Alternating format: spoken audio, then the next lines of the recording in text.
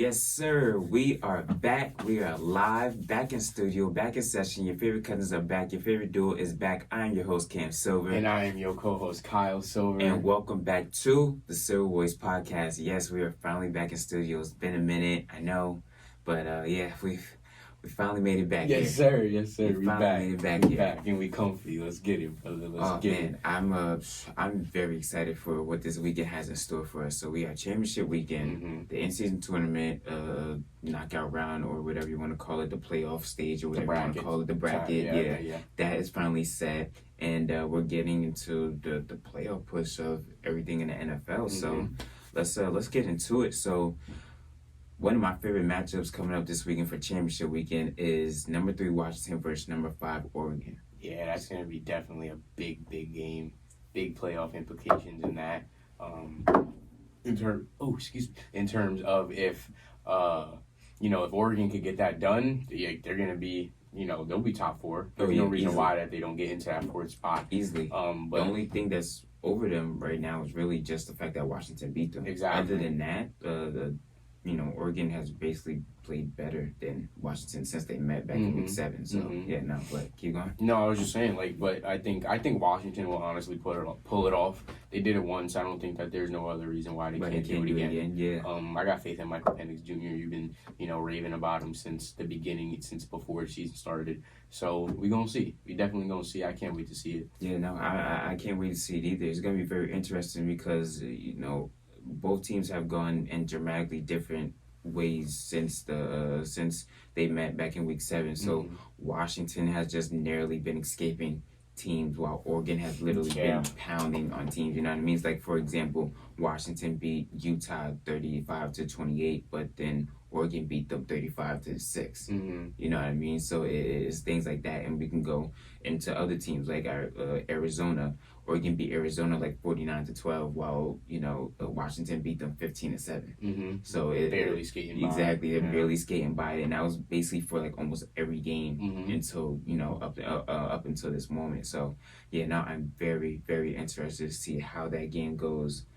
Just going back and looking at the stats from that game, and I even said that was at that time that was game of the year so far. Washington, what's his face, Penix Jr.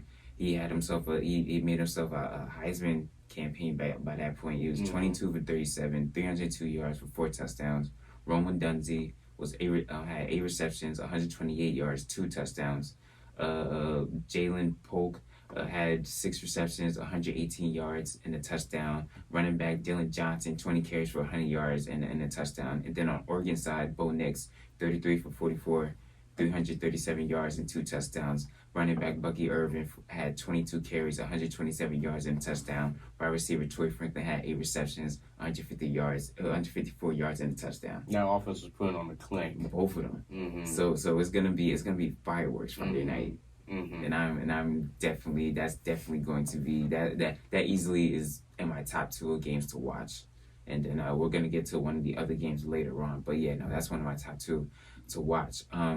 Going on to let's go to the Big 12.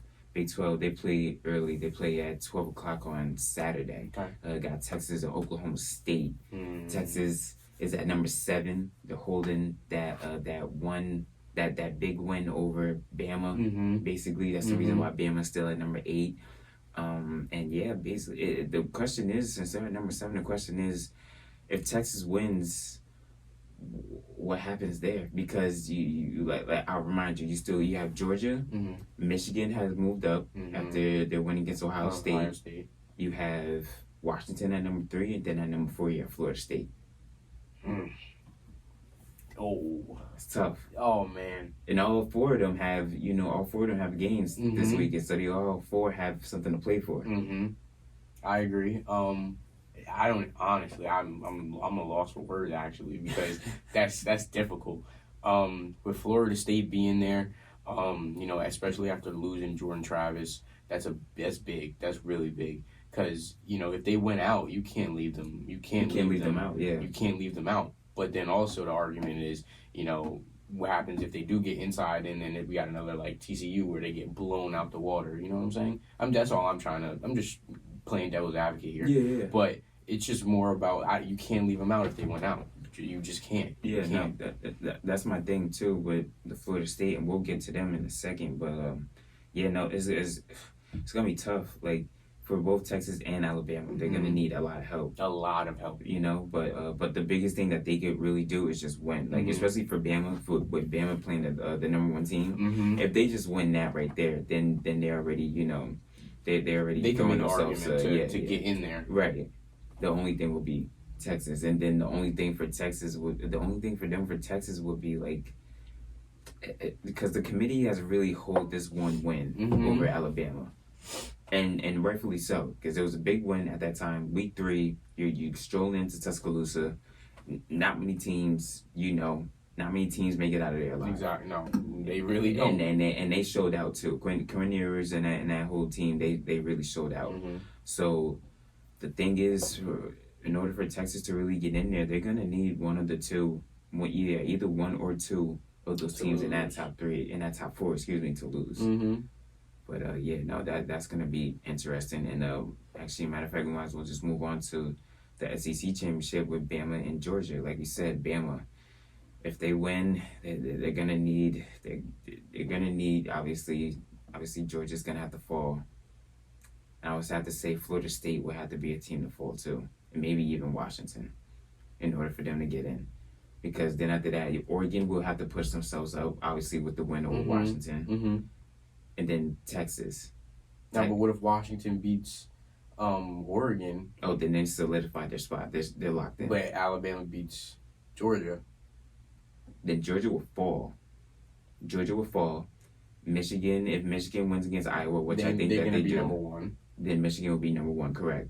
Then what? You got Georgia at what? 3? Georgia 2, would 3? either have to beat Georgia would have to be at like 3 or 4. Because if Washington wins, then Washington goes to 2. Washington gotta go Washington to 2. automatically goes to 2. Then after that, we're talking Georgia's skimming on the line of 3 or 4. You think the committee would really do that to them though? Yeah. To if Georgia? you lose to an 8 in a bowl game too? Yeah. In the championship game, yeah. And think about it, Georgia's never beat Bama in the SEC championship.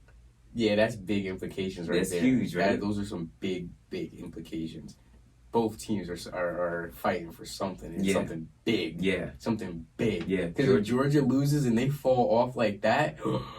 Think about it too. Georgia hasn't lost in 2 years. They're on a 29-game win streak. Yeah, that's crazy. 2 years.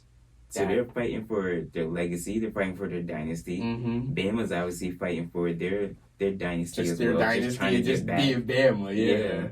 So oh yeah, that's ugly. Ooh. That's ugly. But then even let me just say, even if Alabama does beat them, I could see Georgia going to 3-4, but Alabama just being right on the outside. Looking in, it's gonna be right there. Yeah, they're gonna be number 5. Yeah, number 5 or number 6 or something like that. Yeah, because like I said, they need they're literally gonna need Texas to lose. They're literally they're basically banking on a prayer at this point for Oklahoma State to do something. A hope and a prayer.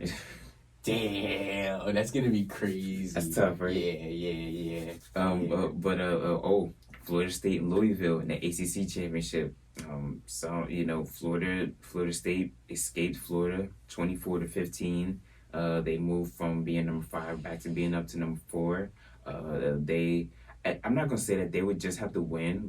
We're not talking about no field goal type win. We're talking about they need a touchdown or 2 at least. You know what I mean? You're gonna have to it try has to to beat be. The brakes off of Yeah. This is another thing. I feel like I'm always, every time that we talk about the college football players, I feel like I'm always adding in another element to another how layer, these things go. But this is just how it goes. This week is all about style points. This week is strictly about style points right now. So like we said, for Florida State, they're gonna have to beat the brakes off of teams. For Louisville, excuse me. For Washington, they're gonna have to be kind of convincing. They're gonna have to be a little convincing. Even though if they win, like I said, they'll solidify their spot. Michigan, I'm not really worried about them because they're facing Iowa, Georgia. basically, if they just all they have to do is win for them. All they have to do is win. But yeah, no, Florida State is the biggest one where it's like you're really gonna have to put your stamp on this game because if not, if Oregon loses to Washington by like 3 points, and then Florida State barely gets by Louisville or loses to Louisville, Oregon's automatically taking that spot. And then and then also we got to counter in the fact that Ohio State is only number 6. Ohio State. If Florida State messes around, if Oregon messes around and loses too, if those two teams lose or something like that, and then Georgia and Michigan stay where they are, expect Ohio State to get in there. Ohio State, exactly. I can see that too. I'm glad you brought them up too. Yeah, because that loss to Michigan, that pushed them out bad. They pushed them out bad. Yeah, they felt pretty good. And I didn't think that would happen that much. From what was it? From number 2 to number 6. Yeah, like after losing to the number 3 team. This is just so crazy. It's crazy, right? So crazy. It's crazy. Oh my goodness. And look, and now we really in the thick of it now. Yes, Like this is where it's all your chips in one basket right now. Like you said, style points. You got to win by style points today. Not today. Excuse me, but this week. This weekend, it is big weekend. But let's get out of that for a little bit. Let's move on to the NBA. So now the in-season tournament. Finally getting off to the brackets now. Start off with the East. As a matter of fact, I'm over here on the West. Let's start off with the East. The Bucks are number 1. Number 2 is the Pacers. Number 3 is the Celtics. And the wild card spot, just getting in, are the New York Knicks. Orange and blue skies, baby. So orange and blue skies. So Monday, Celtics will play the Pacers in the knockout round, and then Tuesday, the Bucks will play the Knicks in the knockout round. The Knicks obviously going to Milwaukee, with the Celtics going to the Pacers. That would actually be real interesting though. That Pacers game, that's going to be a versus game. Celtics. That's a game. Tyrese Halliburton has been doing his thing, bro. He has been doing his thing, bro, and he is so finesse with it. He's the best point guard in the league right now. Ooh. Easily. Not De'Aaron Fox or. Put it to you. We gotta do it. I put it to you like this. What Tyrese is doing right now, bro. How he's able to control the pace of the game. How he's able to, you know what I mean? Like, yes. Like it's so easy to him. Like, think about it. Against Atlanta, they won against Atlanta 157 to 152. He had 37 points with 16 assists. He was 9 for 15 from the 3. Yeah, like that's disgusting. You could pencil him in for easy like 13 assists a game. Easy, bro. Hold on, I'm about to read you. So this is their game starting from this is the assist totals. This is a game starting from the start of November. 13, 12, 8, 13, 10, 17, 15, 3, 16, 16, 10, 9. That boy putting up my career numbers right there. Those are my career numbers for all my 2K heads. But Jesus, that's insane. Like, that's insane. That boy putting on a clinic right now. And the last time he didn't make a 3 was the first game of November. Other than that, he's at least made 1 3. That'll be interesting. It'll be interesting to see how the Celtics defense handles that. Yeah. You know, because you got, KP, you got Al, you got, long bodies, like, all up in that entirety. Yeah. It'll be interesting to see how Derek White even, like, you know what I mean? Yeah. How Derek White guards him. Yeah. Drew Holiday guards him. Yeah. Because we look at Drew Holiday like a defensive machine. Yeah. You know? One of the best 2-ways, yeah. So that'll actually be a really good game. But I just want to talk the Knicks in Milwaukee. That's actually also a good one as well. But I'm gonna take the Bucks. Just Dame and Giannis. They're starting to like I told one of my boys. I said they're gonna start finding their way. It's gonna take them a minute, but they're starting. They're gonna start gelling. They're starting to gel too. Same type of like mindset of a player. Yeah, just wanting to get it done no matter what. You know. Yeah. So, yeah.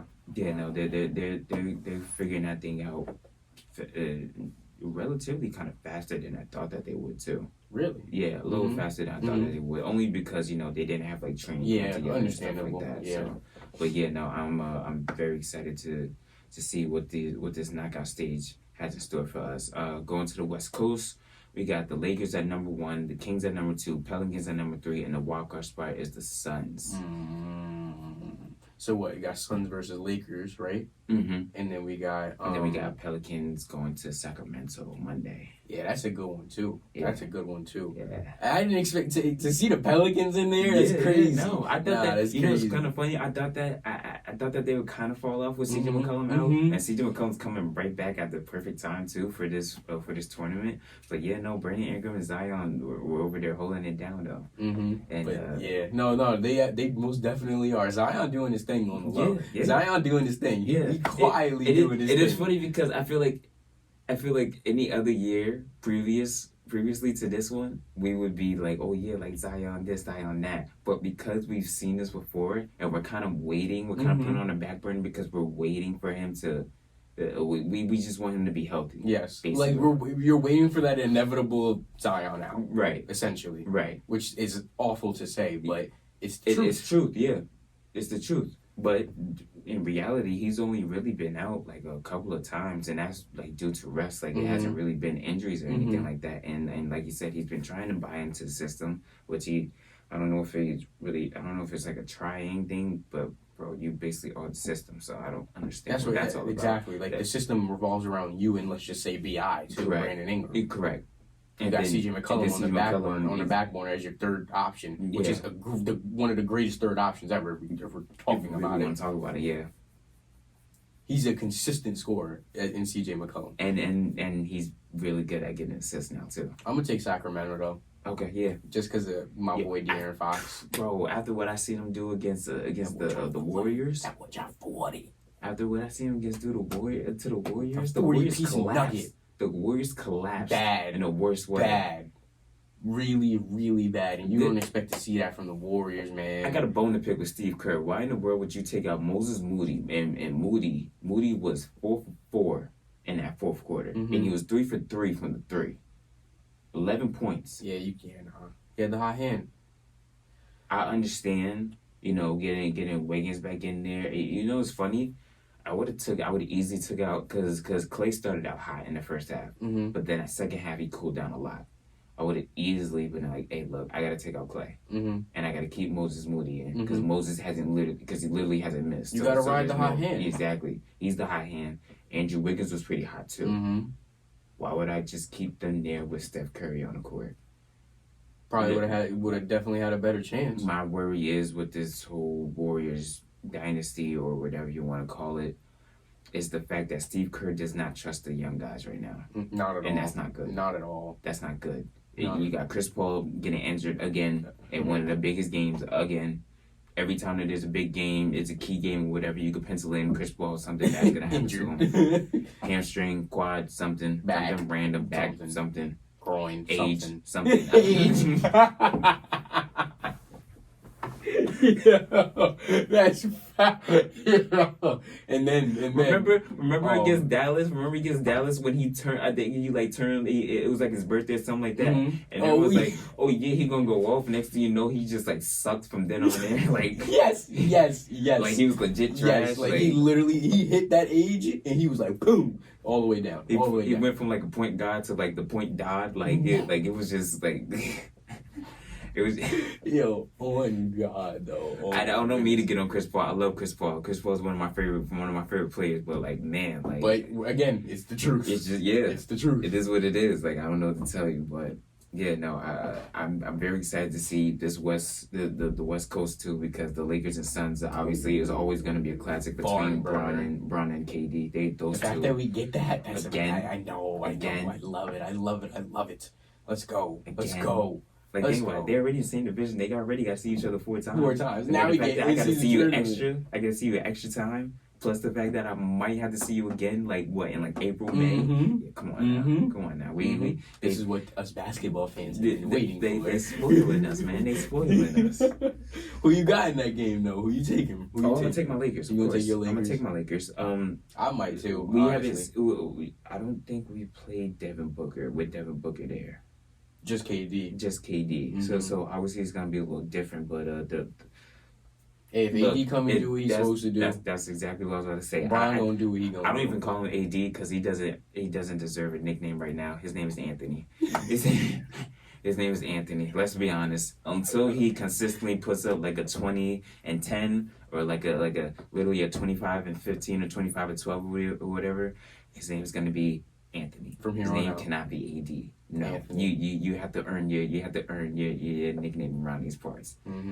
Because how you got a 38-year-old man doing the absolute most. I loved how the conversation was just, we're going to, put Bron on, like, not a minutes restriction, but we're going to watch his minutes. And then all of a sudden... Now he's playing 35 plus. Every game. That should not be happening. It's funny because Bron so badly wants to give the keys of the car to this man. Every time he takes it, he just throws it right back. He's like, actually, you know what? Here, I'm okay. Here you go. I truly don't understand. I don't understand it. How are you okay with just sitting idly by like that? I'm gonna say something actually real quick. On Stephen A. Smith's podcast, he was interviewing KG, and KG said, Kevin Garnett said, he might be trying his absolute best. Yeah. And he think he had 18 and like 5, 18 and 6, and that was the best he could absolutely put forth. Yeah, that's the best. And I'm like, you know what? And I was like, I can't get mad at that. I can't. I really can't. I can't get mad at that. But we're going to just keep calling him the roller coaster. I understand it. Anthony the roller coaster. I feel like me and you understand it a little better because we were players. Mm-hmm. So we understand, like, sometimes, like, that's... I'm not going to say sometimes that's all you have, but depending on your matchup, sometimes that's all I could give you right now. You know what I mean? But, the only reason why I say that the only reason why we're hard on AD is because, obviously, you guys know it. Talent-wise, he's top 10, top 5. Easily.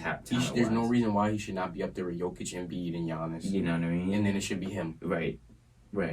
And that's the only thing that's really stopping him is himself. But he's been on boards with the boards lately. He's been doing his thing on glass cleaning. Yeah, no, Hall of Fame. Yeah, starting since Friday, November 17th against Portland. Talking 14, 10, 16, 13, 13, 11, 16. Like, I can't, you know what I mean? I can't get mad at that. So okay, Anthony. As long as he keeps putting forth that effort right there, I can't get mad at that right there. Diving into the NFL real quick before we get up out of here. The Panthers fired their head coach Frank Wright 11 games to the season. Or 12, I forget how many games they played. But, oh man, that sucks for Bryce Young. It does, but, it wasn't like Wright was doing a whole lot. Well, Wright wasn't doing a whole lot. Also, the owner of the Panthers didn't really do his due diligence at all either. From what I heard when he hired Frank Wright, that they wanted C.J. Stroud instead of Bryce Young. So, that could also go into it. From also what I'm hearing from different sources is just the fact that David Tepper, the Panthers owner, is just like... He's too much in the way. Kind of reminds me of like a James Dolan. Yeah, you're doing too much. You kind of need to take a step back and let the experts do what they have to do. Let them handle it. Let the football heads actually handle it. Exactly, because he's been going through head coaches like it's no tomorrow. Lately, so it's that's a huge problem. You gotta find a guy that can really come through, develop Bryce Young, turn him into how like we used to think about Russell Wilson back in Seattle. Correct. Scramble, like roll out to your right, roll out to your left, give me a pass. Like, that's what in my opinion, that's what you need to find and really have him hunkered down and keep him there. And actually, like, because like you just said, Carolina been going through head coaches. And you can't have that. That's not good for a development of, your young quarterback, your young star, your number one pick quarterback. A young team, you know what I mean? Yeah. You got to have them buy into the coach, and then the coaches buy into them, and everybody grows together. Correct. That's all I got to say about it. Yeah, no, that's gonna be that's gonna be something to watch. Let's see what else. The Bills. The Bills took a bad loss. I'm not gonna say a bad loss. It was a tough loss to the Eagles. That was a tough one. It was. It really was. They've had their chances. That Gabe Davis touchdown that they missed on that choice route. Josh Allen's interception. Other than that, Josh Allen actually played pretty well. He did. He played pretty well. Could you put in?